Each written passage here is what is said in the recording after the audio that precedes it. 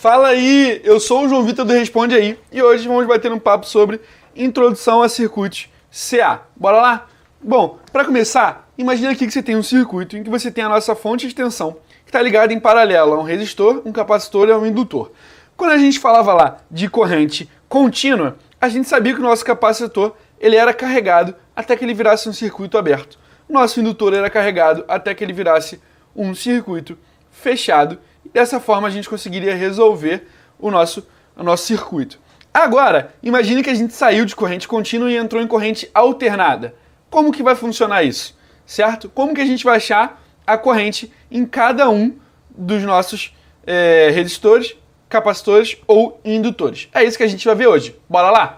Bom, para começar, a gente precisa falar de fontes senoidais, certo?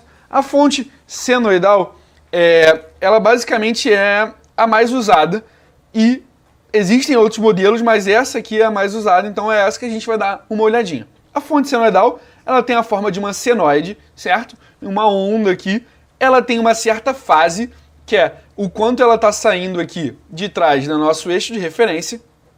A gente tem o nosso VM, que é a amplitude dessa onda senoidal, certo?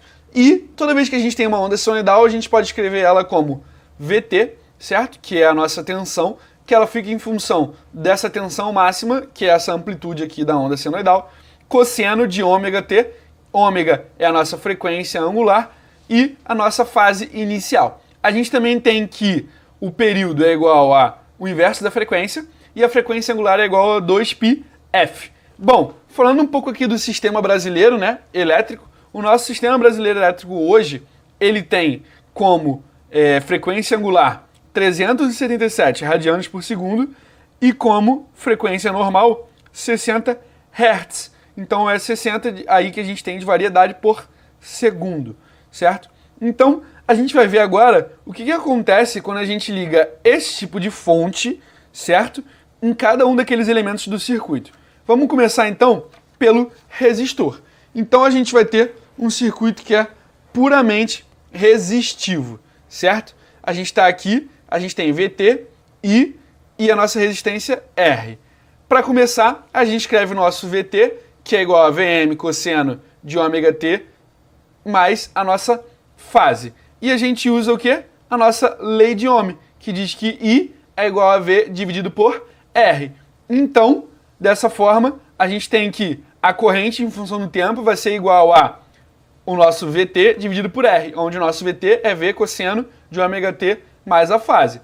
Dessa forma, a gente vai ter que V máximo dividido por R, pela resistência, vai ser o nosso I máximo. E isso em cosseno de ômega T mais a nossa fasezinha aqui.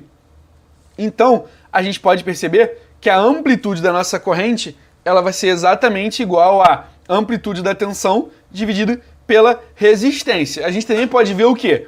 Que tanto a nossa tensão quanto a nossa corrente aqui, elas têm a mesma o quê? A mesma fase, ok?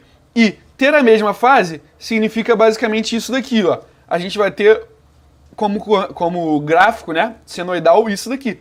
A nossa corrente vai estar aqui com uma amplitude um pouquinho menor do que a nossa tensão, mas elas estão o quê? Em fase, beleza?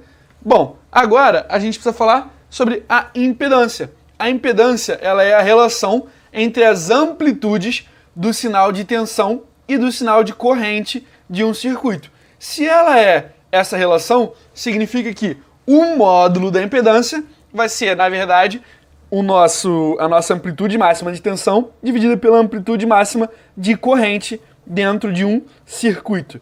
Dessa forma, a gente tem que, no circuito que é puramente resistivo, a nossa impedância vai ser exatamente igual à resistência do circuito. Importante lembrar que isso daqui que eu estou falando, da impedância, é apenas uma coisa introdutória. No futuro, a gente vai estudar melhor o que é a impedância, como ela funciona e tudo mais, e aprender sobre os fasores, melhor sobre os fasores, né, para a gente poder entender como que faz essa impedância sem o módulo. Mas, por enquanto, vamos focar aqui só no módulo. O módulo vai ser exatamente igual à resistência dentro de um circuito puramente resistivo, beleza? Agora, a gente vai ter aqui um circuito puramente capacitivo. Um circuito puramente capacitivo, a gente vai ter aqui a nossa fonte de tensão contínua, e a gente tem a corrente, e a gente tem aqui o capacitor.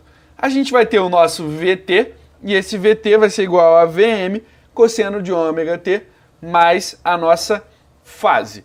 Aqui, para a gente achar o nosso I, a nossa corrente, a gente precisa usar a nossa relaçãozinha lá de corrente contínua. Circuito de corrente contínua que diz que I é igual a C vezes a derivada da tensão no tempo. Dessa forma, quando a gente substituir, a gente vai chegar nisso daqui, ó. A gente vai ver que a corrente I de T é igual a C derivada do VT aqui no tempo. Dessa forma, a gente vai basicamente ter essa expressão e vamos precisar derivar esse Vm cosseno de ômega t mais a fase. Derivando isso, a gente vai chegar nisso daqui, ó. It vai ser igual a menos ômega Cvm seno de ômega t mais a fase. Mas a gente não pode usar o seno, a gente precisa usar o cosseno. Para isso, a gente vai precisar dessa relação trigonométrica aqui para transformar o quê? O seno em cosseno. Então, essa relação diz que menos seno de ômega t mais a fase vai ser igual a cosseno de ômega t mais a fase mais 90 graus. Dessa forma, usando a nossa relação trigonométrica aqui, a gente vai ver que a gente vai chegar nessa daqui, que a corrente é igual a menos ômega c Vm cosseno de tudo isso mais 90 graus. Dessa forma, a gente vai ter que a amplitude da corrente vai ser menos ômega c Vm, certo? E a nossa fase vai estar de 90 graus. O que significa que a corrente ela está adiantada em relação à tensão, ok? Elas estão defasadas de 90 graus. É isso que significa esse 90 graus aqui. E olhando o gráfico, a gente pode observar aqui o quê? Que a corrente ela é adiantada em relação à tensão, tá vendo? A corrente ela está adiantada em relação à tensão. Beleza? Bom, agora vamos falar sobre a reatância capacitiva, que no caso dos capacitores, a impedância ela tem um nome específico, e esse nome é reatância capacitiva, certo? Essa reatância capacitiva ela é dada por módulo de XC, que é igual ao módulo da impedância, que é Vm dividido por Im, que é dada por módulo de XC igual a ômega dividido por C. Isso tudo porque a gente tem que lembrar lá que a gente acabou de ver que a amplitude da corrente ela é ômega C Vm, ok? Então a gente faz essa substituição e essa é a nossa reatância capacitiva. Lembrando que é o mesmo lance lá da impedância na resistência. A gente só está vendo aqui sobre o módulo dela, beleza?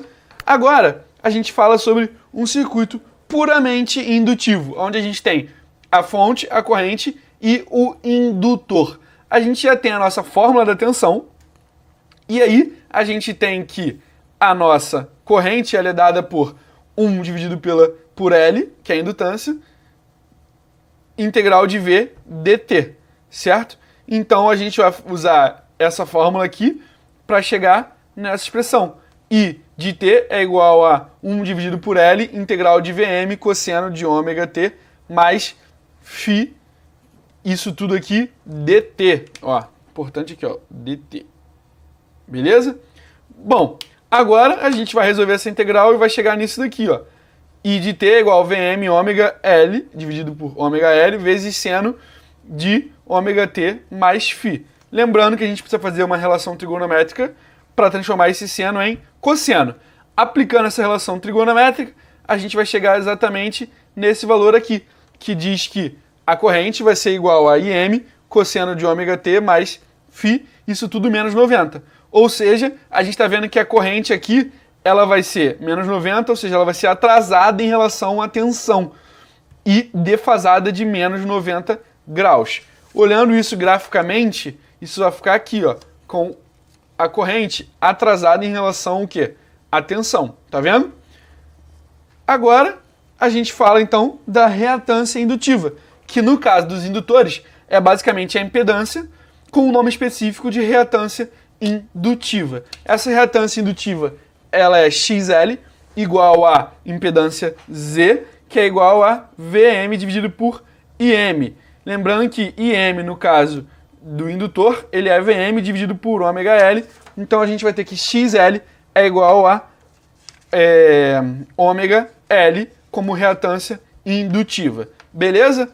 É isso. Esse vídeo te ajudou? Responde aí.